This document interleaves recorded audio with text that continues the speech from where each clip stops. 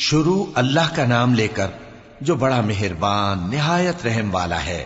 صاد، قسم ہے قرآن کی جو نصیحت سے پر ہے کہ تم حق پر ہو، مگر جو لوگ کافر ہیں وہ غرور اور مخالفت میں پڑے ہیں۔ ہم نے ان سے پہلے بہت سی امتوں کو ہلاک کر دیا تو وہ عذاب کے وقت لگے فریاد کرنے، اور وہ چھٹکارے کا وقت نہیں تھا۔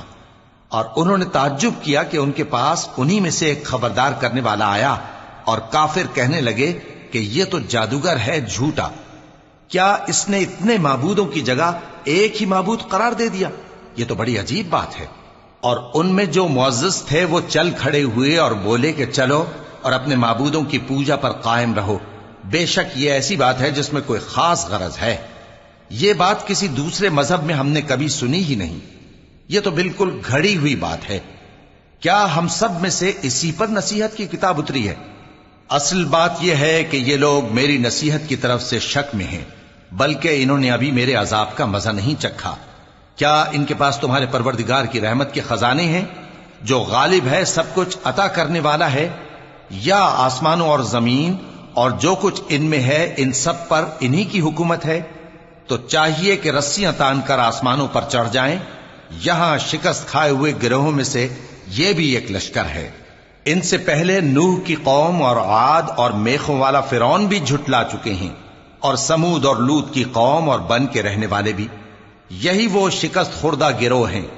ان سب نے پیغمبروں کو جھٹلایا تو میرا عذاب ان پر آ واقع ہوا، اور یہ لوگ تو صرف ایک زور کی آواز کا جس میں شروع ہونے کے بعد کچھ وقفہ نہیں ہوگا انتظار کرتے ہیں، اور کہتے ہیں کہ اے ہمارے پروردگار، ہم کو ہمارا حصہ جلدی سے حساب کے دن سے پہلے ہی دے دے۔ اے پیغمبر صلی اللہ علیہ وآلہ وسلم، یہ جو کچھ کہتے ہیں اس پر صبر کرو، اور ہمارے بندے داؤد کو یاد کرو جو صاحب قوت تھے، بے شک وہ رجوع کرنے والے تھے۔ ہم نے پہاڑوں کو ان کے زیر فرمان کر دیا تھا کہ صبح و شام ان کے ساتھ تسبیح کرتے تھے، اور پرندوں کو بھی کہ وہ جمع رہتے تھے، ہر ایک ان کے آگے رجوع رہتا تھا۔ اور ہم نے ان کی بادشاہی کو مستحکم کیا اور ان کو حکمت اور فیصلہ کن خطابت عطا فرمائی۔ اور اے نبی صلی اللہ علیہ وآلہ وسلم، کیا تمہارے پاس ان جھگڑنے والوں کی بھی خبر آئی ہے جب وہ دیوار پھاند کر اندر داخل ہوئے؟ جس وقت وہ داؤد کے پاس آئے تو وہ ان سے گھبرا گئے۔ انہوں نے کہا کہ خوف نہ کیجیے، ہم دونوں کا ایک مقدمہ ہے کہ ہم میں سے ایک نے دوسرے پر زیادتی کی ہے، تو آپ ہم میں انصاف سے فیصلہ کر دیجئے اور بے انصافی نہ کیجیے گا، اور ہم کو سیدھا رستہ دکھا دیجئے۔ بات یہ ہے کہ یہ میرا بھائی ہے، اس کے ہاں 99 دمبیاں ہیں اور میرے پاس ایک دمبی ہے۔ یہ کہتا ہے کہ یہ بھی میرے حوالے کر دے، اور گفتگو میں مجھ پر حاوی ہو رہا ہے۔ انہوں نے کہا کہ یہ جو تیری دمبی مانگتا ہے کہ اپنی دمبیوں میں ملا لے، بے شک تجھ پر ظلم کرتا ہے، اور اکثر شریک ایک دوسرے پر زیادتی ہی کیا کرتے ہیں۔ ہاں، جو ایمان لائے اور عمل نیک کرتے رہے، اور ایسے لوگ بہت کم ہیں۔ اور داؤد نے خیال کیا کہ اس واقعے سے ہم نے ان کو آزمایا ہے، تو انہوں نے اپنے پروردگار سے مغفرت مانگی اور جھک کر سجدے میں گر پڑے اور اللہ کی طرف رجوع کیا، تو ہم نے ان کو بخش دیا، اور بے شک ان کے لیے ہمارے ہاں قرب اور عمدہ مقام ہے۔ اے داؤد، ہم نے تم کو زمین میں خلیفہ بنایا ہے، تو لوگوں میں انصاف کے فیصلے کیا کرو، اور خواہش کی پیروی نہ کرنا کہ وہ تمہیں اللہ کے رستے سے بھٹکا دے گی۔ جو لوگ اللہ کے رستے سے بھٹکتے ہیں ان کے لیے سخت عذاب ہے، اس لیے کہ انہوں نے حساب کے دن کو بھلا دیا۔ اور ہم نے آسمان اور زمین کو اور جو کائنات ان میں ہے اس کو بے مقصد نہیں پیدا کیا، یہ ان کا گمان ہے جو کافر ہیں، سو کافروں کے لیے دوزخ کا عذاب ہے۔ جو لوگ ایمان لائے اور عمل نیک کرتے رہے، کیا ان کو ہم ان کی طرح کر دیں گے جو ملک میں فساد کرتے ہیں، یا پرہیزگاروں کو بدکاروں کی طرح کر دیں گے؟ یہ کتاب جو ہم نے تم پر نازل کی ہے بابرکت ہے، تاکہ لوگ اس کی آیتوں میں غور کریں اور تاکہ اہل عقل نصیحت حاصل کریں۔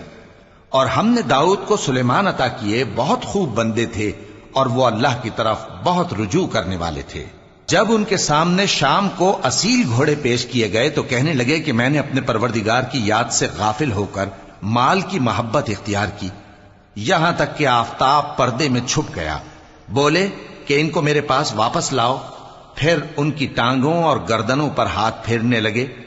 اور ہم نے سلیمان کی آزمائش کی، اور ان کے تخت پر ایک دھڑ سا ڈال دیا۔ پھر انہوں نے اللہ کی طرف رجوع کیا اور دعا کی کہ اے پروردگار مجھے معاف فرما اور مجھ کو ایسی بادشاہی عطا فرما کہ میرے بعد کسی کو شایع نہ ہو، بے شک تو سب کچھ عطا فرمانے والا ہے۔ پھر ہم نے ہوا کو ان کے زیر فرمان کر دیا کہ جہاں وہ پہنچنا چاہتے ان کے حکم سے نرم نرم چلنے لگتی، اور جنوں کو بھی ان کے زیر فرمان کیا۔ یہ سب عمارتیں بنانے والے اور غوطہ مارنے والے تھے، اور کچھ دوسروں کو بھی جو زنجیروں میں جکڑے ہوئے تھے۔ ہم نے کہا یہ ہماری بخشش ہے، چاہو تو احسان کرو یا رکھ چھوڑو، تم سے کچھ حساب نہیں ہے، اور بے شک ان کے لیے ہمارے ہاں قرب اور عمدہ ٹھکانہ ہے۔ اور ہمارے بندے ایوب کو یاد کرو جب انہوں نے اپنے رب کو پکارا اور کہا کہ شیطان نے مجھ کو ایذا اور تکلیف دے رکھی ہے۔ ہم نے کہا کہ زمین پر لات مارو، دیکھو یہ چشمہ نکل آیا، نہانے کو ٹھنڈا پانی اور پینے کو بھی، اور ہم نے ان کو اہل و عیال اور ان کے ساتھ اتنے ہی اور بخشے۔ یہ ہماری طرف سے رحمت اور عقل والوں کے لیے نصیحت تھی۔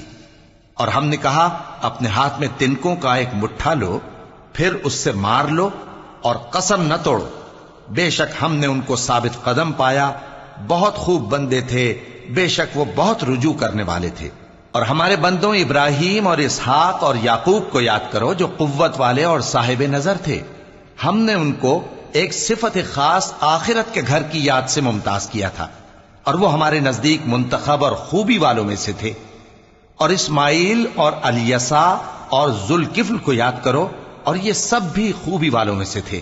یہ نصیحت ہے اور پرہیزگاروں کے لیے تو عمدہ ٹھکانہ ہے، ہمیشہ رہنے کے باغ جن کے دروازے ان کے لیے کھلے ہوں گے، ان میں تکیے لگائے بیٹھے ہوں گے، اور کھانے پینے کے لیے بہت سے میوے اور مشروبات منگاتے رہیں گے، اور ان کے پاس نیچی نگاہ رکھنے والی اور ہم عمر حوریں ہوں گی۔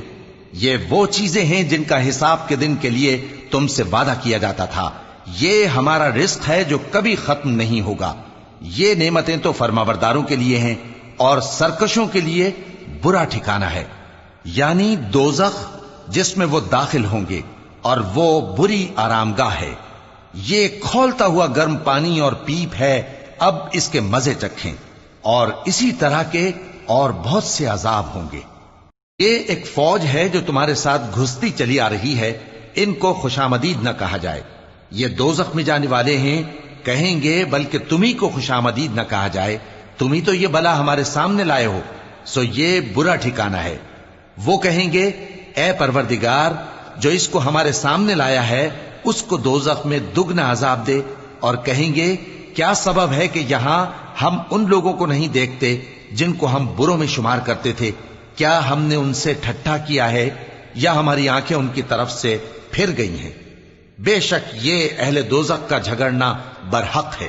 کہہ دو کہ میں تو صرف خبردار کرنے والا ہوں، اور اللہ اکیلے اور غالب کے سوا کوئی معبود نہیں۔ جو آسمانوں اور زمین اور جو مخلوق ان میں ہے سب کا مالک ہے، غالب ہے، بخشنے والا۔ کہہ دو کہ یہ ایک بڑی ہولناک چیز کی خبر ہے جس کو تم دھیان میں نہیں لاتے۔ مجھ کو اوپر کی مجلس والوں کا جب وہ جھگڑتے تھے کچھ بھی علم نہ تھا، میری طرف تو یہی وحی کی جاتی ہے کہ میں کھلم کھلا خبردار کرنے والا ہوں۔ جب تمہارے پروردگار نے فرشتوں سے کہا کہ میں مٹی سے انسان بنانے والا ہوں، جب میں اس کو درست کر لوں اور اس میں اپنی روح پھونک دوں تو اس کے آگے سجدے میں گر پڑنا، سو تمام فرشتوں نے سجدہ کیا مگر ابلیس کہ وہ اکڑ بیٹھا اور کافروں میں ہو گیا۔ اللہ نے فرمایا کہ اے ابلیس، جس شخص کو میں نے اپنے ہاتھوں سے بنایا اس کے آگے سجدہ کرنے سے تجھے کس چیز نے منع کیا؟ کیا تو غرور میں آ گیا یا اونچے درجے والوں میں تھا؟ بولا کہ میں اس سے بہتر ہوں کہ تو نے مجھ کو آگ سے پیدا کیا اور اسے مٹی سے بنایا۔